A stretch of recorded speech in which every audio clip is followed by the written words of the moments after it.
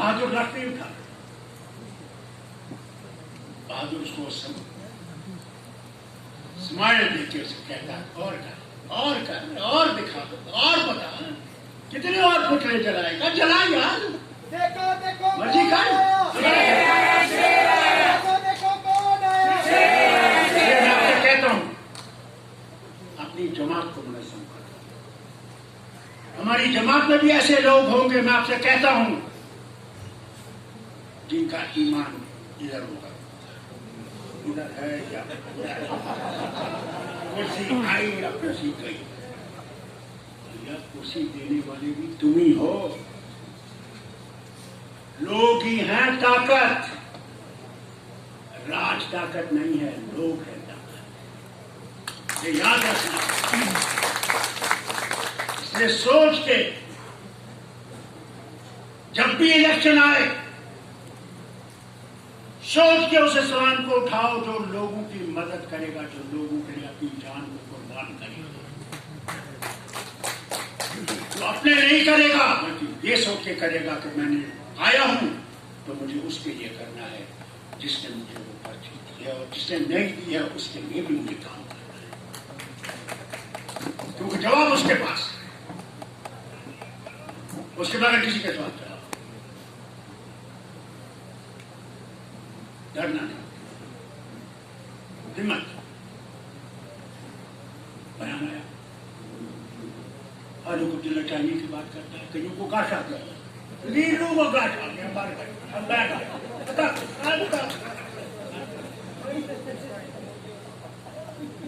अरे अगर इतनी जल्दी तुम खत्म हो जाओगे तो फिर हमारा रहेगा क्या अगर तुम इतनी जल्दी तुम्हारी फूक। यहाँ तो कोई पंप ही ऐसा नहीं जिसे हम फूक कर सके। इसीलिए आपसे कहता हूं,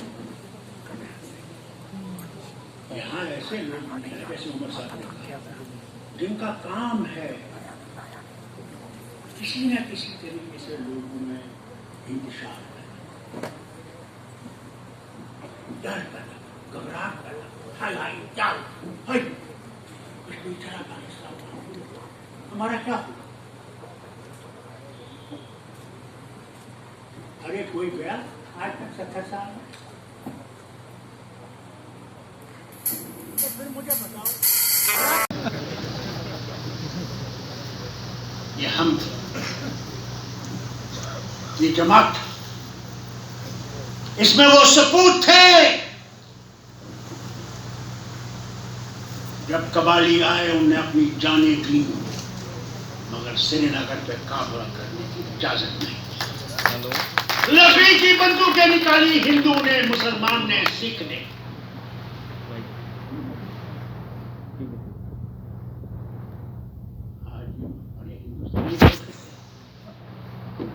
हमें कहते हैं हम एंटी नेशनल हैं। अरे मियां जी ये बताओ, जब जनीवा में फारूक अब्दुल्ला हिंदुस्तान के लिए लड़ रहे थे उस वक्त तुम कहां थे? तुम्हारा लीडर मेरे साथ था, अटल बिहारी वाजपेयी, और जब इनसे कहा गया बोलो,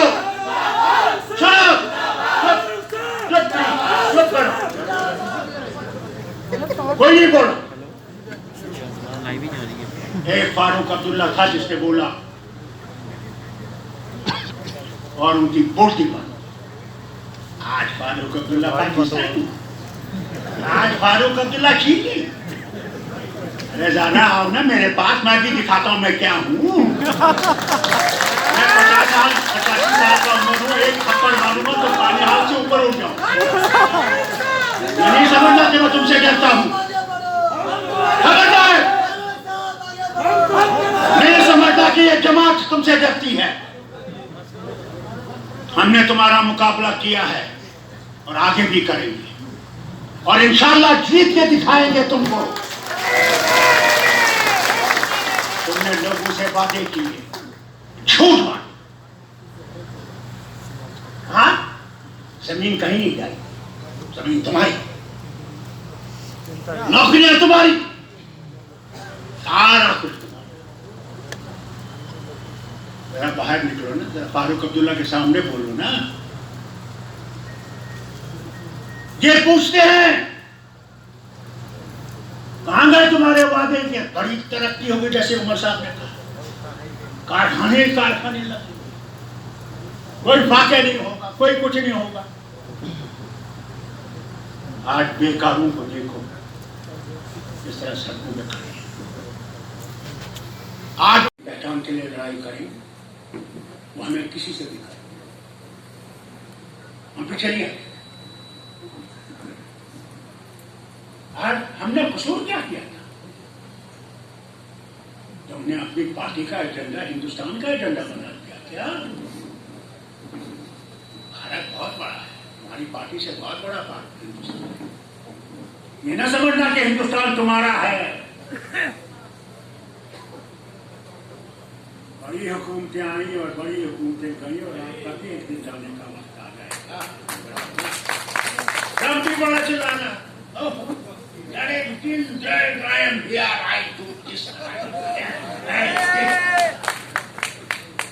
दिल्ली के साथ बैठा हुआ है व्हाइट हाउस में और कोर्ट में जा रहा है कि मैं कोर्ट से कोई मदद नहीं। दो कोर्टों ने तो उसको बिठाई दिया।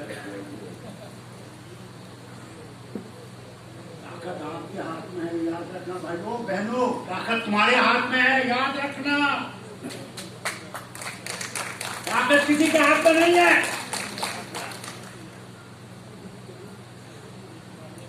और कभी इस बात पर नहीं जाना कि तुम पाकिस्तान में, जो कहेगा उसे पता हमें तो दिखता है तू ही है पाकिस्तान। तेरे दिल में पाकिस्तान का वो छुपा हुआ है, इसलिए हमें बोल रहे हैं। कुछ चैनलों के जरिए, कुछ अखबारों के जरिए, कुछ एजेंसियों के जरिए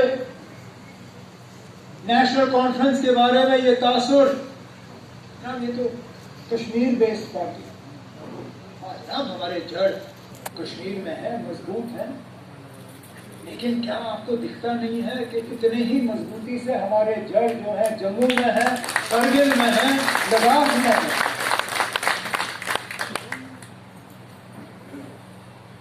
नेशनल कॉन्फ्रेंस ने कभी इलाकाई सियासत नहीं की है। हमने कभी एक इलाके को दूसरे इलाके से लड़वाने की कोशिश नहीं की। हमने कभी मजहबी सियासत नहीं की। हमने कभी एक मजहब को दूसरे मजहब से लड़ाने की कोशिश नहीं की। हमने कभी बरादरी की सियासत नहीं की, जात की सियासत नहीं की। हमने कभी किसी एक जात को दूसरी जात से लड़वाने की कोशिश नहीं की। नेशनल कॉन्फ्रेंस ने हमेशा कहा है कि हमें जो नारा विरासत में शेर कश्मीर शेख नवाब अब्दुल्ला ने दिया है, हम उसी को लेके चलते हैं। शेर कश्मीर का क्या इरशाद, हिंदू मुस्लिम सिख इत्तेहाद।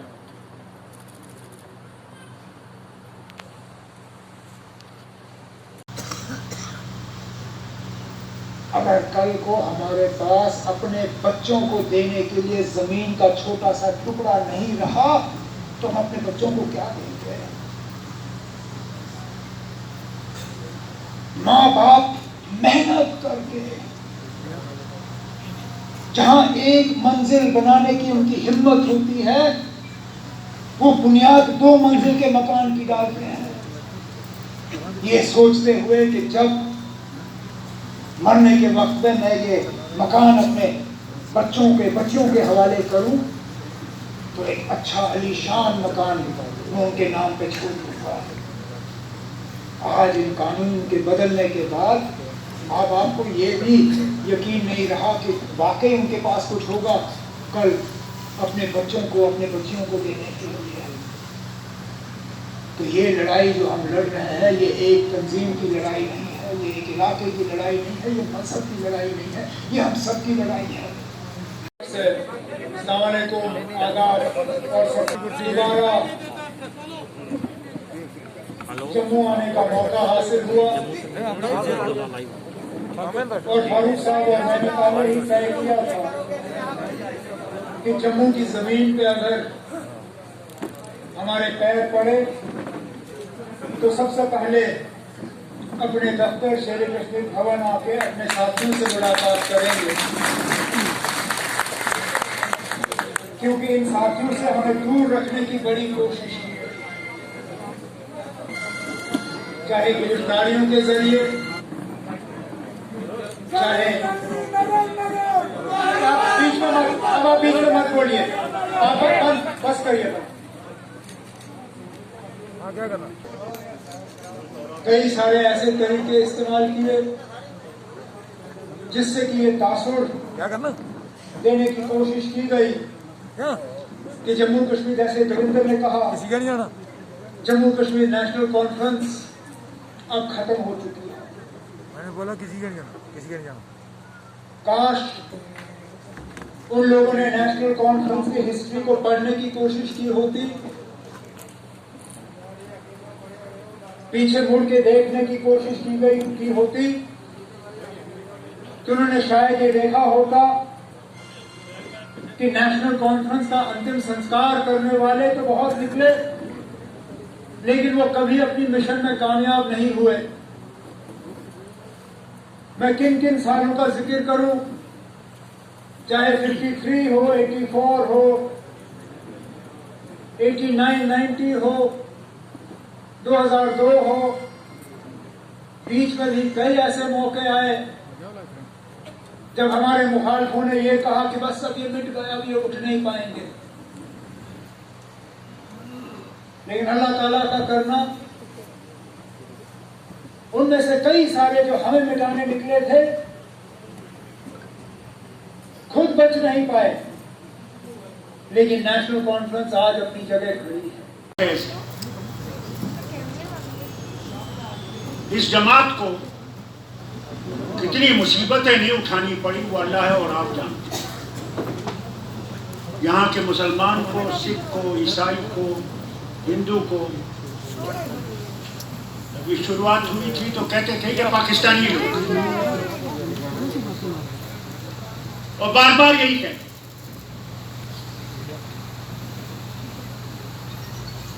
अगर जम्मू कश्मीर को पाकिस्तान में जाना होता तो वो 47 में चला गया, कोई रोक नहीं सकता। ये बीजेपी वाले आज लखन पार से पार होते, मगर वो मर्द मुजाहिद आया जिसका नाम शेर कश्मीर शेख मोहम्मद अब्दुल्ला था। उसे लोगों से कहा कि हमारा रास्ता इस तरफ, हमारा रास्ता उस तरफ नहीं,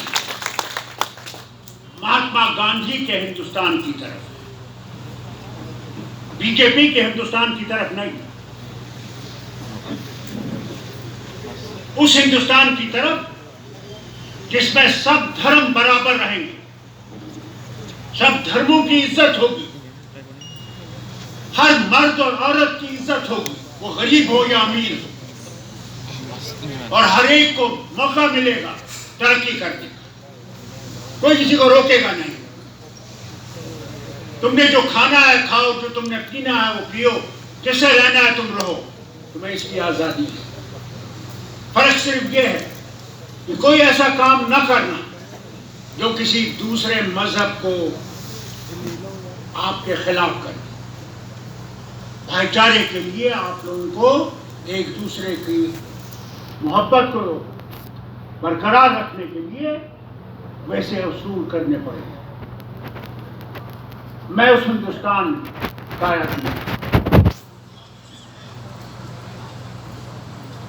मैंने कभी ये नहीं सोचा कि मेरा वतन कोई और है, और जब मैं यहां नहीं था, विलायत में था,